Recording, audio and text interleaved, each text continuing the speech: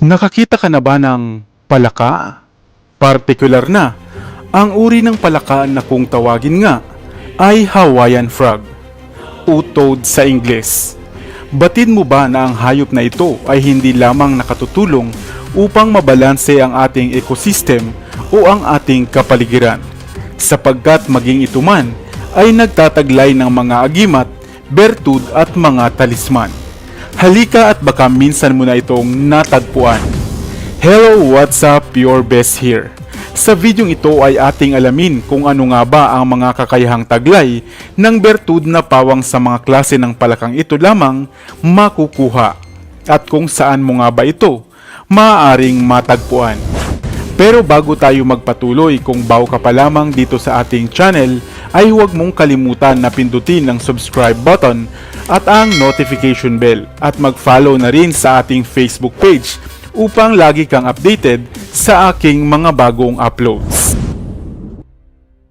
Hawaiian frog o palaka, isang uri ng hayop na kabilang sa pamilya ng mga Buffonidae na kilalang nagtataglay ng mga madudulas na katawan, maikling mga binti at baku-bakong likuran. Bagaman mayroong pagkakaiba ang toad sa mga palaka, subalit sila naman ay nasa iisang kategorya lamang. At ang toad o Hawaiian frog kung tawagin sa mga probinsya ang ating pag-uusapan. Maaaring naalala mo pa nga ang bili ng mga matatanda na huwag mong paglalaruan ang mga palakang ito, sapagkat maaari kang masalinan ng mga kulugo buhat sa balat nito. Subalit, hindi po iyan totoo, dahil ang mga kulugo sa likod ng palaka ay ang isang humps na pumoprotekta sa kanilang mga parathyroid glands, at wala itong kinalaman sa mga kulugo na meron ang tao. Madalas nagpaparami ang mga palakang ito sa mga lawa at mga sapa, subalit kadalasan silang naninirahan sa mga mamasa-masang kagubatan. Alam nyo ba na sa tuwing maghahanap sila ng mapapangasawa o sa panahon ng kanilang pagpaparami ay hindi nila pinapatulan ang kanilang mga kapatid o mga kapamilya?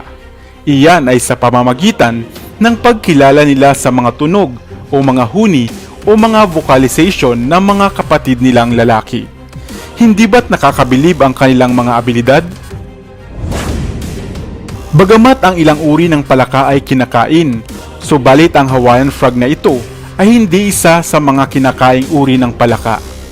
Subalit ito naman ay pinaniniwala ang nagtataglay o nag-iingat ng isang klase ng bertud o mutya, ang bertud ng palaka.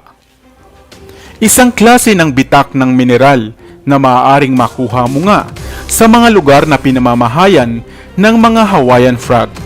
Ito ay may itsurang maihahalin tulad nga sa likod ng palaka, kadalasang kulay dilaw at baku-bakong hitsura. Ito ay maaaring makita sa mga yungib ng mga malalaking puno, sa mga ugat at sa ilang mga butas ng malalaking bato, at pawang bibihira lamang kung matagpuan. Subalit ano-ano nga ba ang gamit ng bertud na ito? Ang bertud ng mga palaka ay mainam at pinaniniwalaang maaaring makatulong sa iyo upang mapabilis ang pagbubukas ng inyong sixth sense o kamalayan.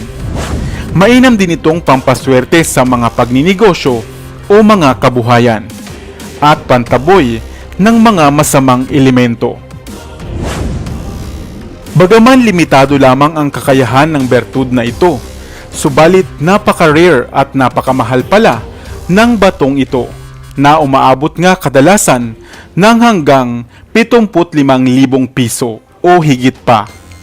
Kaya kung sakaling makakita ka nito, ay huwag ka nang magdalawang isip pa at kunin mo ito, sapagkat maaari mo itong gamiting koleksyon ng mga bertud at gamit mo, at pwede mo ring maibenta sa mataas na halaga.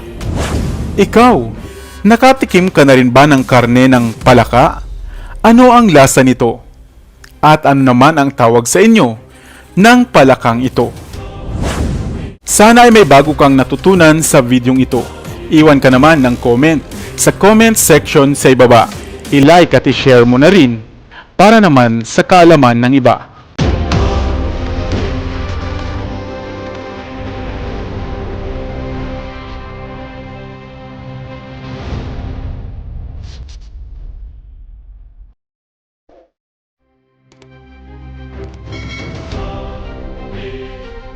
Para sa mga kakaibang kwento ng inspirasyon, kaalaman, hiwaga at misteryo, ako pa rin ang inyong lingkod, ang inyong best para sa Best TV.